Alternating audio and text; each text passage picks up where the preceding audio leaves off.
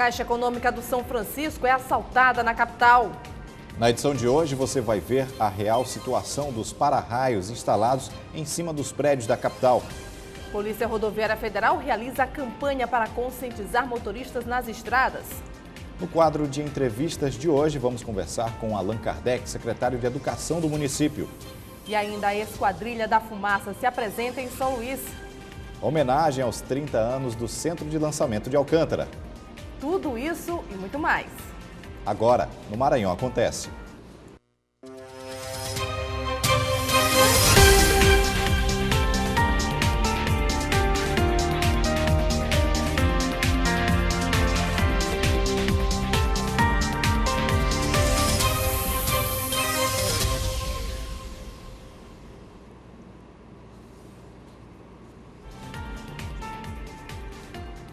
Olá, boa noite.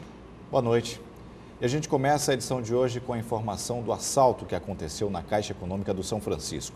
Um farmacêutico foi vítima de sequestro no bairro de Fátima e levado por 4 homens no próprio carro para retirar dinheiro na agência. A vítima conseguiu escapar depois que entrou na agência e falou para um segurança sobre o sequestro. A polícia prendeu todos os criminosos depois de uma perseguição. A reportagem você confere ainda nesta edição. E você sabia que a capital tem aprovado uma lei que determina a retirada de para-raios existentes em São Luís? Este equipamento é importante para garantir segurança da população e nós vamos mostrar os riscos e vantagens dos para-raios. O Sistema de Proteção contra Descargas Atmosféricas, o SPDA, ou como é mais conhecido, o para-raio, é o principal equipamento de proteção. Instalado no topo dos prédios, precisa de atenção especial. Mesmo nos dias de hoje, é comum encontrar falhas de instalação. É possível ver para-raio até mesmo em prédios mais antigos. O sistema protege a estrutura do edifício contra descargas elétricas e as pessoas que circulam no condomínio no momento da queda de raios. A instalação dos equipamentos do sistema de proteção segue normas da Associação Brasileira de Normas Técnicas. Em São Luís, o Corpo de Bombeiros é responsável pela fiscalização da instalação. O Corpo de Bombeiro ele solicita para o representante do estabelecimento ou o dono que ele apresente junto à corporação, juntamente com o projeto que vai ser aprovado, a ART, a anotação de responsabilidade técnica do engenheiro de instalação do para-raio, como também um laudo de aterramento. Segundo o comandante do GAT, Grupamento de Atividades Técnicas, o Corpo de Bombeiros tem a responsabilidade também de monitorar a manutenção dos para-raios. Uma vez em que a licença ela vence a cada ano, então para a renovação o estabelecimento deve apresentar junto ao Corpo de Bombeiro uma ART de manutenção do para-raio. Este engenheiro e professor do curso de Engenharia Elétrica da UFMA diz por que a instalação de para-raios em prédios é essencial e obrigatória. O para-raio ele é obrigatório nas construções, nas edificações, né? Primeiro para uma questão de segurança, porque o raio ele é um fenômeno natural, que é uma descarga elétrica entre nuvem e terra, ou entre terra e nuvem, com intensidade extremamente alta, com teor de energia armazenado muito elevado, que pode ser destrutivo se ele atingir uma estrutura tipo um prédio ou qualquer outra estrutura física, né? O professor José Gomes explica ainda como funciona um para-raio. Então o para-raio ele vai implicar numa concentração maior de cargas naquela região pontiaguda do para-raio e ele vai, nesse caso, aumentar a probabilidade de que a descarga atmosférica, a descarga natural que vem, atinja aquele ponto. Na cidade de Rosário, mais um retrato da violência no estado. Um comerciante conhecido como Neto foi executado por 4 homens que estavam em um Corsa Classic prata. Os disparos atingiram cabeça, tórax e pescoço. Severino Marques de Carvalho Neto era empresário do setor de frangos e bastante conhecido na região. A polícia investiga o caso e estuda a possibilidade de acerto de contas. E o Maranhão Acontece mostra agora a situação dramática que vive uma jovem que depende de um remédio para tratar o lúpus. A farmácia estadual de medicamento não tem previsão de fornecer a medicação e, enquanto espera, os sintomas vão aumentando. Há quase 30 dias, o noivo desta mulher vai à farmácia de medicamentos excepcionais do estado, em São Luís, em busca do medicamento feito à base de azitioprina, utilizado pela noiva dele para o tratamento do lúpus, doença que ataca o sistema imunológico. Fui 3 vezes, da primeira eles disseram que o prazo eu fui numa segunda. Falaram que normalmente eles entregavam na terça. Eu fui na terça, falaram que ainda estava chegando, que o prazo de entrega era terça ou quinta. Eu fui na quinta e não tinha chegado ainda. Falaram que estava sem previsão. O remédio tem os nomes comerciais de Imuna e Imuran e são encontrados em São Luís com valores que variam de 200 e podem chegar a R$ 419,73. Além do tratamento contra o lúpus eritematoso sistêmico, o remédio é indicado também para o tratamento de hepatite crônica autoimune, anemia, artrite reumatoide grave e transplante de órgãos. O remédio é fornecido gratuitamente pelo Ministério da Saúde para quem é cadastrado nesta farmácia que distribui o medicamento no estado. Não é a primeira vez que falta remédios na farmácia de medicamentos excepcionais do Maranhão. Em 2009, o Ministério Público cobrou explicações da Secretaria Estadual de Saúde sobre a falta de medicamentos utilizados no tratamento da leucemia. A farmácia oferece 236 tipos de medicamentos e atende cerca de 100 mil pessoas no estado que não têm condições de comprar remédios para o tratamento médico. Sem o remédio há 10 dias, a secretária, que prefere não se identificar, sofre com os sintomas do lúpus, identificado há 5 anos. Esta é a primeira vez neste período que ela fica sem o medicamento fornecido pela farmácia e está com a rotina comprometida por conta da falta do remédio. Quando falta medicação para mim, eu já não posso sair de casa, já não posso ficar andando, não posso me expor à luz do sol, e aí começa a inchar, dores nas articulações, aí já são 8 dias então, sem medicação, eu tenho que ficar de repouso, não tem nem como ir atrás do remédio. É complicado, né, porque eu vejo minha noiva debilitada, ela não pode lavar louça, não pode sair comigo, né? Então fica muito difícil ver ela doente. Sobre a falta do medicamento para tratamento de lúpus, denunciado pela paciente, a Secretaria Estadual de Saúde nega que a medicação não esteja disponível, mas admite que possam existir situações excepcionais, como a diminuição do estoque ou a falta de matéria-prima no mercado para a fabricação do medicamento. E afirma que até a próxima semana a situação vai ser normalizada. No próximo bloco tem política aqui no Maranhão Acontece. Deputado Bira do Pindaré esclarece sobre um possível envolvimento com uma invasão de casas em São José de Ribamar. A gente volta já já.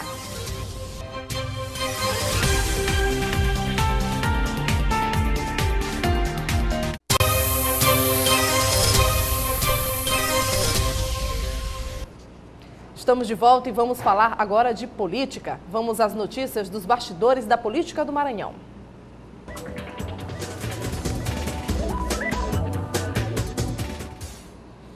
E vamos começar pela Assembleia Legislativa. Saiu o edital do concurso para preencher quase 100 vagas na Casa Parlamentar. Os salários vão de R$ 971 a R$ 10 mil.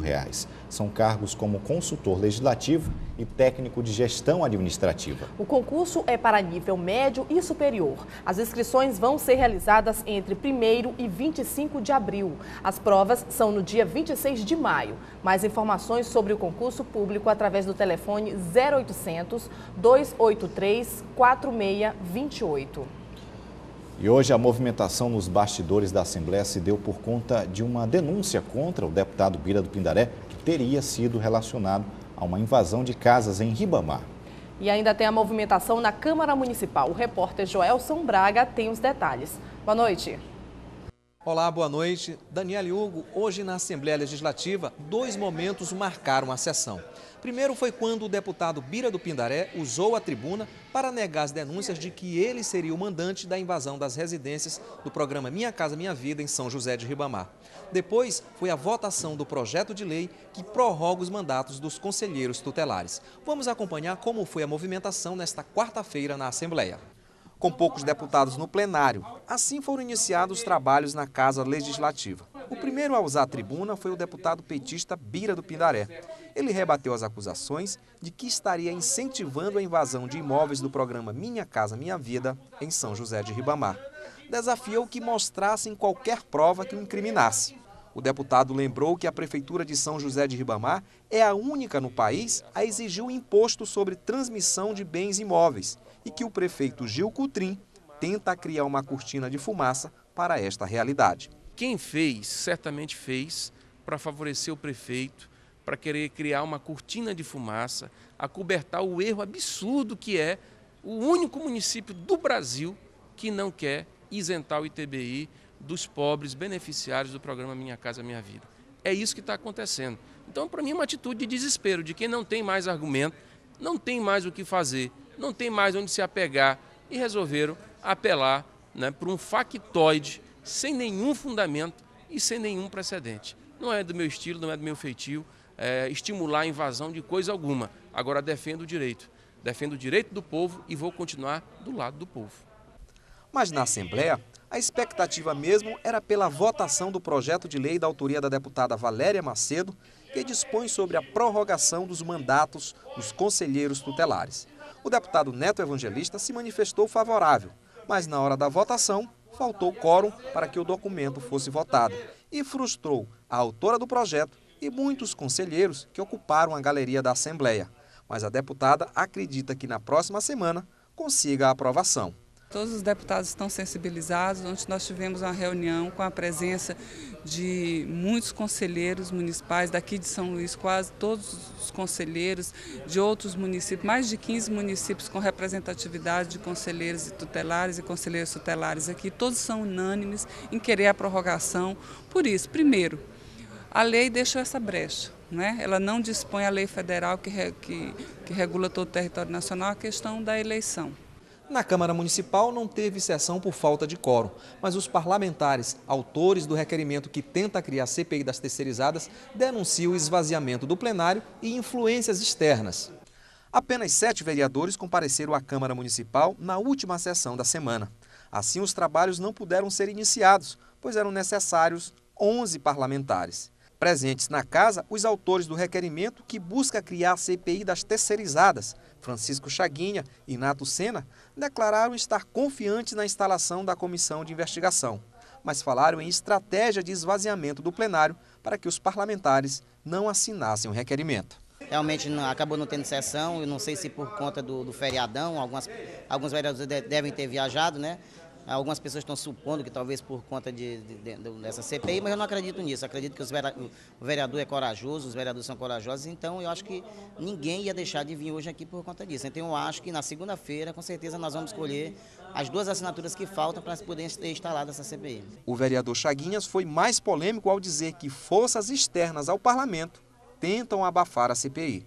Olha, eu vejo com bastante tristeza e acho que o DNA dos escravocratas ainda é muito forte dentro do nosso estado e que precisa acabar. Então, os escravocratas mandam para seus capitães do mato não fazer e eles não fazem. Agora, com o feriado da Páscoa, tanto na Câmara quanto na Assembleia, só haverá sessão na próxima segunda-feira. Eu volto com vocês e uma boa noite. Boa noite, Elcio. E no quadro de entrevistas de hoje vamos falar de educação. Na semana passada, na Câmara Municipal, foi palco de uma audiência pública para falar sobre soluções e problemas do ensino de São Luís. A polêmica, a demissão de diretores de escolas municipais também entrou em pauta. E para falar sobre os vários assuntos da educação, a gente conversa agora com o secretário de Educação Municipal, Allan Kardec. Boa noite, secretário. Boa noite, Daniela. Boa noite, Hugo. E foram tomadas decisões, a Secretaria tomou decisões em relação a essa demissão dos diretores. O que vai ser feito? O que nós vamos fazer são eleições. O que nós anunciamos, e gostaria inclusive de agradecer o momento que nós tivemos na Câmara, é um momento de conversa com o parlamento, isso é importante. O prefeito tem insistido para que nós falemos, dialoguemos não só com a sociedade, mas com os representantes do povo, os vereadores. E nesse sentido que falamos da eleição de gestor, a eleição do diretor de escola. Em outros locais do Brasil está acontecendo isso. Nós vamos implantar a eleição de diretor de escola. Criamos um grupo de trabalho, incluindo a Câmara, incluindo a CGU, incluindo a UFMA, incluindo o Tribunal de Justiça, no sentido que nós tenhamos a eleição para diretor de escola. Mas dentro desse quadro, alguns foram demitidos, outros permaneceram. Nesse quadro de eleições, todos serão, então o regime vai valer para todos os diretores? Justamente, é o regime em que a intenção, né, a nossa orientação, a orientação da Prefeitura no sentido de que tenhamos democracia, mas também tenhamos gestão. É uma junção dos dois. Hoje, por exemplo, na Universidade Federal de onde eu sou, acontece em nível local. Nós queremos, além dos professores, dos alunos e dos administradores, colocar a comunidade, colocar o pai de aluno para que participe também do pleito. E como é que vai ser esse pleito, essa eleição? Vão ter 3 opções e quem vai votar e como é que vai ser organizado e quando vai ser essa eleição, já que o calendário já começou, né? Existe uma proposta da Câmara, feita pelo vereador Pavão Filho, que prevê justamente uma lista tríplice, mas isso está em processo na Câmara. A nossa proposta vai ser definida pelo grupo de trabalho. Isso é uma forma democrática de gestão também. Secretário, nós já estamos praticamente terminando o mês de março, já temos aí 3 meses de trabalho à frente da pasta da educação. Alguns problemas foram solucionados. Existem problemas ainda que não saíram da estaca zero? Certamente, existem ainda muitos problemas. Na verdade, nós tínhamos um transatlântico desgovernado. Nós estamos tomando o pé do transatlântico e fazendo a curva no sentido de que ele tenha um fim, que ele tenha um caminho para seguir. E, logicamente, que transatlântico você não faz cavalo de pau, você faz curva. E é isso justamente que nós estamos fazendo. Nós sabemos que existem problemas, nós vamos resolvê-los, nós vamos trabalhar no sentido de que, e aí usando outra metáfora, de que educação não é uma corrida de 100 metros, não é uma corrida de 90 dias. É uma maratona que nós vamos trabalhar esses 4 anos, por determinação do prefeito, no sentido de resolver, solucionar e colocar a criança na escola com qualidade. Agora, o Hugo lembrou em relação aos 100 dias. 120 dias seria aquele primeiro plano para a execução de um bom trabalho, não excelente, mas um bom trabalho. Foi um prazo realmente bom para que fosse trabalhada a educação em São Luís ou só como o senhor acabou de falar? Esses 100 dias são apenas os primeiros passos? Certamente, é uma mistura dos dois. Nós conseguimos cumprir aquilo que estava previsto, nós conseguimos fazer em 120 dias, nós estamos cumprindo integralmente. Fizemos reforma em escola, fizemos calendário escolar, nós avançamos, inclusive no que não estava previsto, como a eleição do diretor de escola. Agora, secretário, no começo do ano se falou muito em trabalhar em conjunto com a Secretaria de Estado da Educação. Hoje em dia a gente não tem mais ouvido esse tipo de conversa. Ainda existe aproximação com a SEDUC? Certamente. O secretário Pedro Fernandes tem sido um parceiro, nós temos dialogado, nós queremos, inclusive, continuar com a parceria que existia antes, em termos de convênio com a Secretaria de Educação. Nós queremos avançar porque a educação é necessário que a educação ela seja um trabalho conjunto da sociedade, em que o fim seja a educação da criança. E certamente o secretário Pedro Fernandes está sensibilizado e trabalhando no sentido de que nós tenhamos, por exemplo, esse convênio.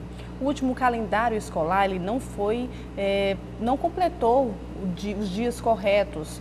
Como é que ficaram esses dias que ficamos devendo, inclusive, para o calendário anterior?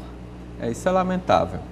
Nós fizemos um termo de ajustamento de conduta com o Ministério Público e, a partir daí, então, por escola, nós estamos estudando no sentido de recuperar o ano de 2012, mas para cada escola. Teve escolas que que foi dado o conteúdo e houve escola que não foi dado. Secretário, o senhor tem andado por algumas escolas da cidade, que a gente tem visto, acompanhado. O que a população realmente quer, o que a população exige da pasta, da atual gestão, para que seja tomada uma decisão imediata? O que a população quer é muito simples, ele quer a criança na escola, ele quer a merenda que seja dada e quer o fardamento. Nós estamos fazendo essas 3 coisas. Nós estamos, por exemplo, pegando aquele fardamento que estava no depósito, que foi ventilado inclusive aqui pelos senhores, nós estamos entregando essa semana mesmo, hoje nós entregamos mais 1.000, 2.000 uniformes que estavam lá relegados, jogados. Nós estamos fazendo a utilização daquele depósito, daqueles fardamentos, por exemplo. A gente agradece a presença do secretário de Educação Municipal, Allan Kardec, aqui no Maranhão Acontece. Muito obrigado. Obrigado, secretário. Boa noite. E vamos falar agora do trânsito de São Luís. Moradores, pedestres e motoristas andam reclamando da situação que está ficando o horário de pico no trecho da Via Expressa com o Coafuma. Tem momentos que tudo para. Uma via larga com 6 faixas, toda sinalizada. A Via Expressa foi planejada pelo governo do estado para diminuir os engarrafamentos da cidade. Mas enquanto o projeto não fica pronto, a tranquilidade dos motoristas acaba aqui neste ponto do Coafuma, onde o engarrafamento atrapalha a vida de quem precisa passar pelo local ou vive nas proximidades. É uma questão de oportunismo, estragou o nosso bairro, isso aqui ninguém consegue trafegar mais. Eu moro aqui ao lado, na outra rua aqui em cima, tá? Eu tenho que fazer o retorno lá do outro lado, eu sair daqui, vim abastecer, para dar a volta agora, para chegar em casa, gasto 30 minutos.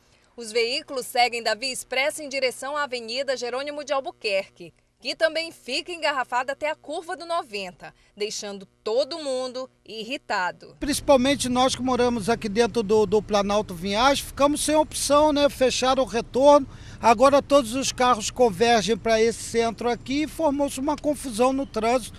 Esperamos aí que as autoridades competentes, a engenharia de trânsito aí dê um jeito aí nessa situação. A parada ficou muito distante, então ficou horrível, isso aqui é um caos. E veja, daqui a pouco o gado maranhense deve estar livre de febre aftosa no mês de junho. Os detalhes você confere daqui a pouco.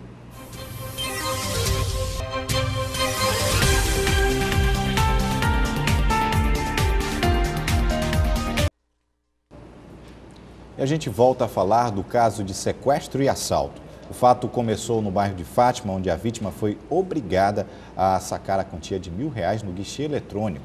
O homem que estava sendo coagido pelos ladrões conseguiu informar por telefone a polícia. Aí então iniciaram as perseguições.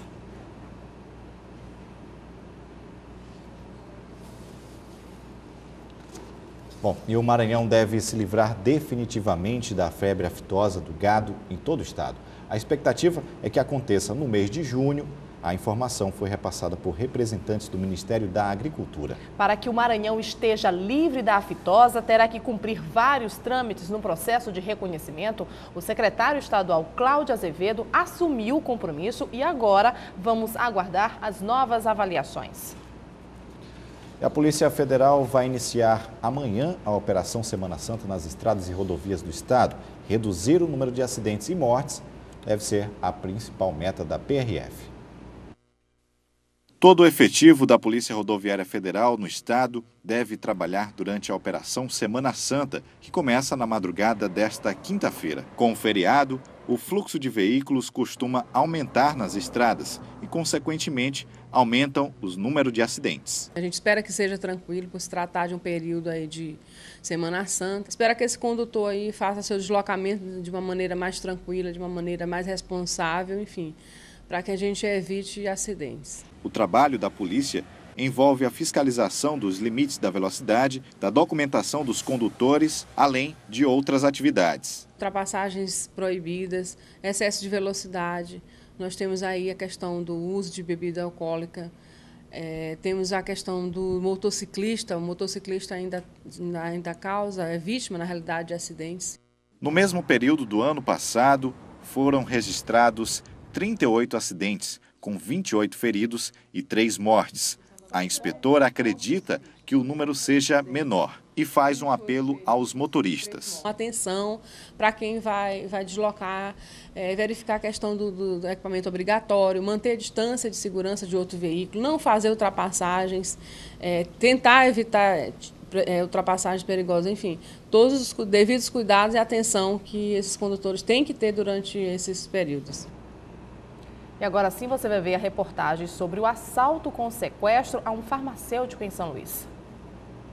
Um homem identificado como Antônio Márcio Cunha foi sequestrado por 3 bandidos na tarde de hoje, no bairro de Fátima. A vítima foi levada até a agência da Caixa Econômica do bairro do São Francisco. Os bandidos queriam realizar um saque de R$1.000. Ao chegar ao banco, os bandidos não se contentaram com a quantia e mandaram a vítima entrar na agência e sacar mais dinheiro no caixa. Foi neste momento que ele conseguiu acionar a polícia. Os bandidos perceberam a chegada das viaturas e fugiram do local, levando o carro modelo Voyage branco de placas NHR 6156, que pertence à vítima. Após a perseguição policial, 4 homens foram presos e com eles a polícia apreendeu uma arma que estava sendo utilizada no crime. E já que vem feriadão por aí, é bom saber o que vai funcionar a partir de amanhã na cidade. É bom antecipar os pagamentos e as compras. Nas agências bancárias e no centro comercial da cidade, o fluxo de pessoas era intenso às vésperas do feriado de Páscoa. Muita gente deixou para pagar as contas e fazer as compras na última hora. Segundo a Câmara de Dirigentes Lojistas de São Luís, as lojas da Rua Grande vão funcionar nesta quinta-feira, das 8 da manhã às 2 da tarde, e fecham nesta sexta-feira santa. O comércio reabre novamente no sábado, em horário normal. Já os shoppings funcionam com o horário normal até esta quinta-feira. Na sexta, as lojas ficam fechadas. Funcionam apenas as praças de alimentação. No sábado e domingo, o funcionamento volta ao horário normal. As agências bancárias e os correios encerram o atendimento na quinta-feira. No feriado, operações bancárias podem ser feitas somente nos caixas eletrônicos, serviços de internet bank e via telefone. Os supermercados funcionam na quinta-feira e fecham sexta. Voltam a funcionar em horário normal no sábado, das 7 da manhã às 10 horas da noite, e no domingo, das 7 da manhã às 2 da tarde. Durante o feriado, funcionam somente os serviços essenciais de saúde, limpeza pública, guarda municipal, fiscalização de trânsito e terminais de integração de passageiros. Unidades de pronto atendimento, os hospitais Socorrão 1 e 2 e as unidades mistas também vão atender normalmente. E no próximo bloco, um levantamento de preços da ceia de Páscoa. Tem consumidor reclamando do alto preço do camarão seco nas feiras e supermercados de São Luís. O quilo é encontrado por até R$ 60. A gente volta já.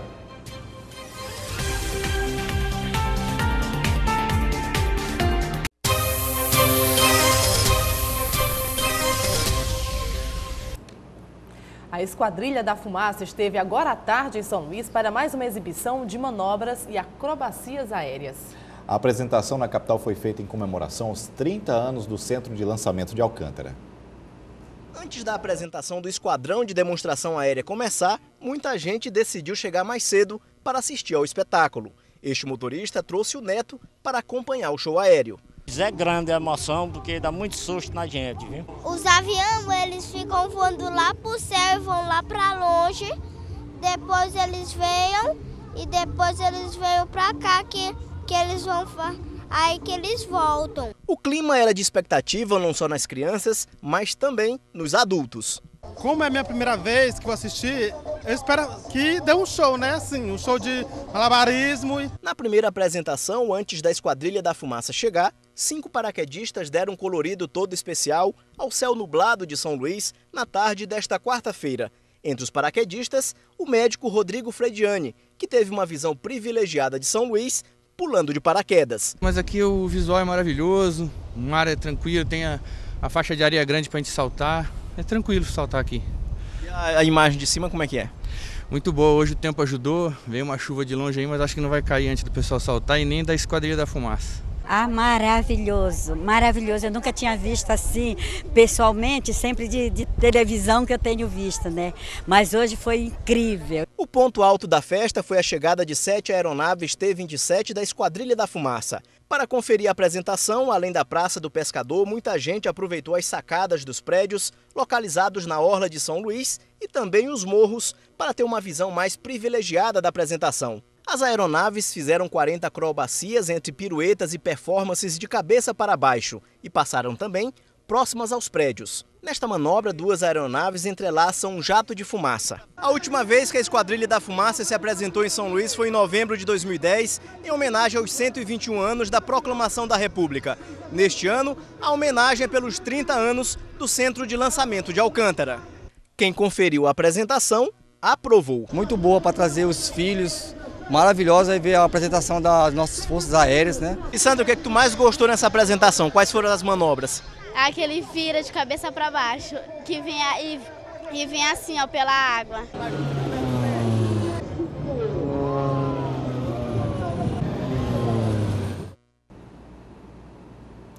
Com a proximidade do dia da Páscoa, muitos consumidores maranhenses se preparam para fazer as compras da tão festejada data. Mas na hora da compra, os consumidores estão mais atentos aos valores dos produtos, principalmente do quilo do peixe, que nessa época do ano sempre sofre elevação nos preços. Os outros ingredientes na ceia do domingo de Páscoa também ficam mais salgados nesse período do ano. Por isso, vale a pena pesquisar e pechinchar o melhor preço. Os itens que fazem parte da ceia da Páscoa eram os mais procurados nesta quarta-feira. Frutas, legumes, pescados e o vinho pareciam estar mais em evidência. Mas o movimento nas feiras e supermercados não chegou a ser tão grande pela manhã. O aumento de preço de vários itens na última semana e o fim do mês só trazem uma vantagem. Fica mais confortável para pesquisar com corredores mais vazios. E para montar a ceia da Páscoa era preciso procurar, pesquisar bastante. Segundo uma pesquisa recente do Procon, só os valores dos peixes podem variar em até 133%. Esta consumidora decidiu comprar os ingredientes para a mesa da Páscoa no Mercado Central. Para os preços de Semana Santa, o camarão fresco está bem acessível. E a pescada? E a pescada está lá no Mercado do Peixe, 23. Antes da Semana Santa eu estava comprando de 28. Camarão bonzinho, R$20, o fresco. Então o preço está acessível. Agora o seco está matando. Quanto? 48. O camarão natural custa entre R$18 e R$24 nas feiras. No supermercado, a versão congelada custa R$24. Já o camarão seco custa entre R$25 e R$28. Sem a casca, o preço varia entre R$40 e R$66 nas feiras. O preço do tomate é praticamente o mesmo em supermercados e feiras, R$5 em média. A cebola branca ainda é mais barata na feira, R$3,50 contra R$3,85. Já o chuchu está mais barato no supermercado. Também é mais vantajoso comprar a batata e a cenoura no supermercado. Já a dúzia do ovo branco sofre uma grande variação. Custa R$3,50 no Mercado Central. No supermercado, só podia ser comprada por R$5,55, R$2,05 a mais. O consumidor reclama dos preços. Desde a semana passada que aumenta, porque vem a verdura, os legumes, o peixe, tudo aumentou mesmo. Semana Santa para o consumidor ficar mais caro. Exatamente. O consumidor, como eu que sou religioso, eu sempre, na quinta e sexta, nós comemos o nosso peixinho, não é? Então tem que pagar mais caro. Tem que pagar mais caro, senão não come. No Mercado Central, o setor de pescado era o único que vendia bem, graças à tradição. Estou satisfeito. E se o preço do pescado não estava atraente, alguns consumidores preferiram levar a carne vermelha. Um absurdo, tá? De 20, de R$30 o quilo. Aí a gente já apela para carne vermelha. Fica difícil manter a tradição. Verdade. Confira agora o que acontece amanhã. Às 10h30 da manhã, na Praça Dom Pedro II, acontece o encontro de simpatizantes do Movimento Nacional da Cidadania pela Vida Brasil Sem Aborto. Um ato público pacífico em repúdio ao Conselho Federal de Medicina. A Prefeitura de São Luís promove ação de orientação básica para a compra de pescados nas feiras, mercados e supermercados da capital. A partir de 8 da manhã, a equipe vai estar concentrada no mercado do peixe. Nesta quinta, a Secretaria da Criança e Assistência Social vai realizar um plantão para atualização cadastral dos beneficiários do programa Bolsa Família. A Sencas fica no São Francisco e vai funcionar a partir de 8 da manhã. Nossa edição de hoje fica por aqui. Para você, uma excelente noite. Eu saio de férias, mas Bandeira toma conta do Maranhão Acontece com as principais informações do Maranhão. Boas férias, Hugo, para você. A gente se encontra daqui a 15 dias. E a gente se encontra daqui a pouco, às 11h30 da noite, no Dia News. Até lá, TV Guará, diferente por natureza.